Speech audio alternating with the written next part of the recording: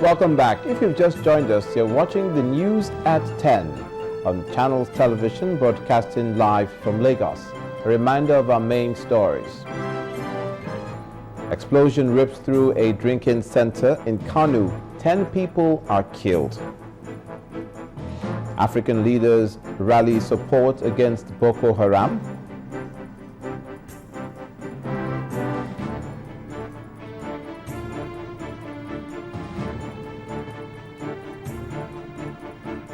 The bulldozers visit Wari, pull down illegal structures, and heavy gunfire rips through parliamentary building in Libya.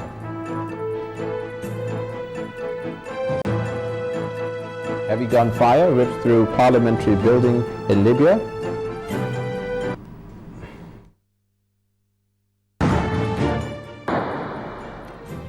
I'd like to remind you that all our top stories can be found on our website. That's ChannelsTV.com. and on youtube.com/channelsweb. To get us on the move, please visit m.channelstv.com to view us live on your mobile device. You can also download the Channels TV app for Android, iOS, and Windows phones from their respective stores.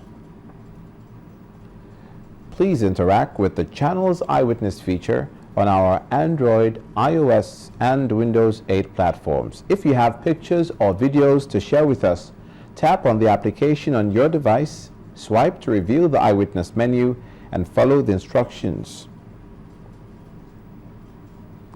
In the aftermath of the violent conflict between Fulani herdsmen and farmers in Nasarawa State, the Nasarawa State government have scaled up security around areas in 4 local government councils occupied by TIV farmers. At the flag-off of the state resettlement program for the farmers, Governor Tanko Almakura assured them of better protection. He appealed them to return to their homes and resume farming activities. After months of violent conflict with Fulani herdsmen, the farming communities in Kayana, Obi, Awe, and Doma local government areas of Nasarawa State are gradually returning to life. Many TIV farmers lost their homes and property in the conflicts and attacks by rampaging herdsmen. But relief is on the way courtesy of the state governor Tanko Almakura. Foodstuff, beddings, and other household items are assembled at the local government headquarters in Awe and Doma.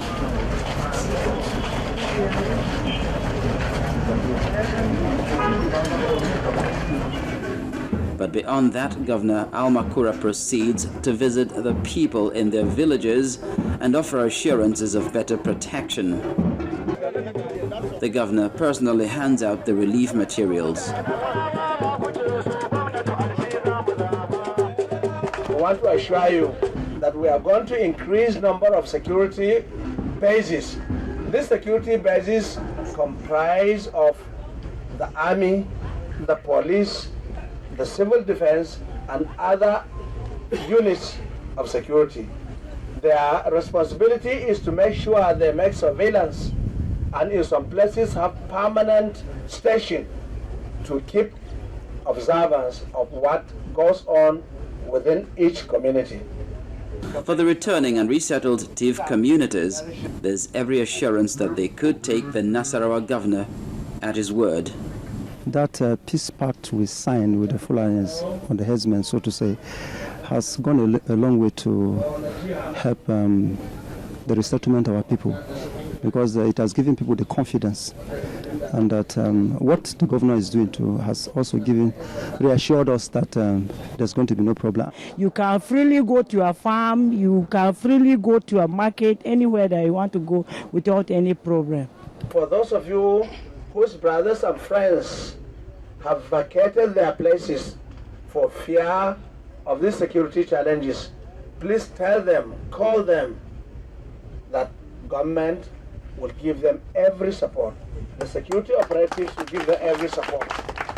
The state government's success in pacifying its warring ethnic groups, particularly the Fulani herdsmen and TIV farmers, may perhaps provide a template for peace in other areas of the North Central witnessing similar crises. The The Plateau State Police Command has arrested 2 suspects in connection with the alleged trafficking of some girls from Bokos local government area of the state to Port Harcourt in River State. The Plateau State Commissioner of Police, Chris Olakpe, announced this during a news briefing on the activities of the State Police Command in curbing the crime wave in the state. Here are the details of the story. The girls he took out of town to Port Harcourt for menial jobs. But the hands of the law caught up with him on allegations of child trafficking. Just a victim of circumstance, but I didn't. The parents have not given me their consent. They are here and they have testified that yes, they are the ones that gave them to me because their sisters are there and they are all doing well. And somebody is saying they are going to go and do trafficking. They will go and be having sex with them. These are Christian brothers that I'm taking them to. For the Plateau State Police Command, Mr. Zabade had crossed the red line for trafficking 5 girls to Plateau State for menial jobs. This group, through a twosome group, had taken 6 children ostensibly towards Port Harcourt, but were arrested when they were trying to ferry the children across to Port Harcourt at Faringada Silverline Motor Park. Eagle Eye policemen on ground there were able to get them arrested, and they have confessed that they wanted to take them out to make money out of them. And in the situation, I call that modern slavery. Mr. Zabade may have to face the wrath of the law if found guilty. Other suspects, also paraded by the Plateau Police Command, are being accused of various offences, including inciting violence and unlawful possession of dangerous weapons, as well as robbery cases.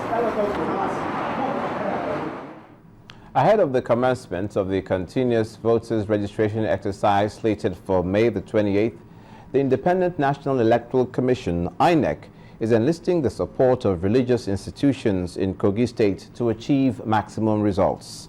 The State Resident Electoral Commissioner, Mr. Olusegun Agbaje, who visited some churches in Lokoja, the state capital, today, said it is necessary to take the awareness campaign on the voters registration to churches and mosques so that those who did not register during the last exercise will avail themselves of the opportunity this time. You know that even though we are on the radio, we are on television to sensitize our people. You know, many people will still not hear these messages. But if you bring it back out here to talk to them in the various churches and the various mosques, like I said, on the upper Friday, we were in the mosque and people talk, and Muslim officers went there and talked to them. Also last Friday, we went to the Council of Ulamas and also helped us to announce to their various groups in various mosques in the church across the states. Even in the local government areas, we asked them to do the same thing. So that is why we also decided that we should carry the campaign here. It's part of the sensitization that the Commission has decided upon to do, so as to get as many people as possible to participate in the 2 exercises that we are embarking upon. What we are trying to do is just to carry the message of INEC to let people know that next year, those who don't have their permanent voters cards, they will not be allowed to vote. And if they are not going to be allowed to vote, we need to let them know through various means, through radio, through newspaper, through television, through the churches and through our mosques across the state, like I said, in all the 10 states where they are doing first phase of the exercise. The Nigerian Foreign Ministry has denied receiving any report from the United Arab Emirates police on the death of a student in the SAE Institute in Dubai, the UAE. Mr. Oluwadamilola Falode, son of renowned sports journalist Aisha Falode, was allegedly murdered by a colleague. The ministry, through its spokesperson, maintains that at no time did Ambassador Ibrahim Awalu, Nigeria's principal envoy to the UAE, accept receiving any police report. According to the statement, there was nowhere the ambassador was quoted as having accepted the contents of the police report and forensic investigations carried out on the remains of the deceased. Ahead of next year's anticipated deadline for the broadcast migration from analog to digital systems, experts have cautioned African countries against rushing through the transition process. Participants during the ChannelsTV digital broadcast conference in London agreed that there is a need for commitment and more support from the authorities to make it work. Nigeria is a member of the International Telecommunications Union, striving to meet a deadline that requires huge financial, technical, and regulatory commitment. Understand some of the key things. And lastly, I will urge all the countries in the audience, don't rush this project, okay? Don't rush it. The sky is not going to crash down. One of the myths about a digital switchover, which I mentioned in the book, is that after June 15, 2012, all the countries should have converted to digital. Indeed, frankly, 30 African countries do not fall on the 2015 list. Most people do not know that, because all the VHF countries actually have a cutoff date of 2020. The analog to digital switchover of TV should not just be exploited as an exercise in technocracy, it must be exploited as an opportunity to light the burners of a new multi-channel, multimedia, more interactive and more social media sector in Africa. We're starting on a journey, I think.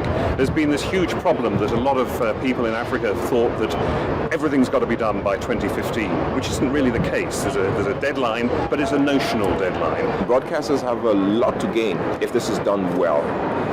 But also broadcasters have a lot to lose if this doesn't go well. So it's in their interest to come together, and that's why I'm so delighted by what the collaboration, making this conference possible by Channels and the AIB. It's just so important that they're here and they're listening to other voices, other people who've done this all over the world. There's a lot to do before you can switch over. But the fact that there will be huge appetite and need for content to feed the platforms that will come about, it's very important for us to know and to be prepared, because we don't really have the content in Nigeria and in the rest of Africa. But what does this mean? It means that there will be more jobs that will be created. Nollywood will even, blossom even further. Our GDP will again be rebased in no time, and things will be happening in terms of employment for the youths, many of whom are jobless at this point in time. Nearly 2 years after the contract to construct a 120-kilometer gas pipeline christened QB3 was awarded by the federal government, one of the indigenous firms handling the project has been explaining the delay in completing it. Speaking to Channels Television in Houston, Texas, Mr. Emeka Okusa says all is now set for the job to continue after the initial community-based challenges. This contract is what we call EPC, Engineering, Procurement, Construction. So we have finished engineering. We have procured the entire pipes. The pipes started arriving from November. Some constraints were there, but these constraints have been solved by NNPC. And the major constraints was right of way. It was only last month that NNPC got the entire right of way. I think as we speak, there are still some gaps. Now, you have to understand that in Nigeria today, the most difficult aspect of the kind of work we do is dealing with communities. Ordinarily, you have a law in the country that enables you to acquire OPL, it is called. It's a pipeline license, operating pipeline license. Ordinarily, you go to DPR, you apply, but they go through a process, you do environmental impact assessment, do all those stuff, and they give you that license, and with that license, you go in there and build a pipeline. It doesn't work that way in Nigeria. You now have to go back and take it meter by meter and start negotiating with individuals to make sure you have a framework that will enable you work. When the news at 10 returns, Anambra farmers to get the support of government this planting season. Please join us again.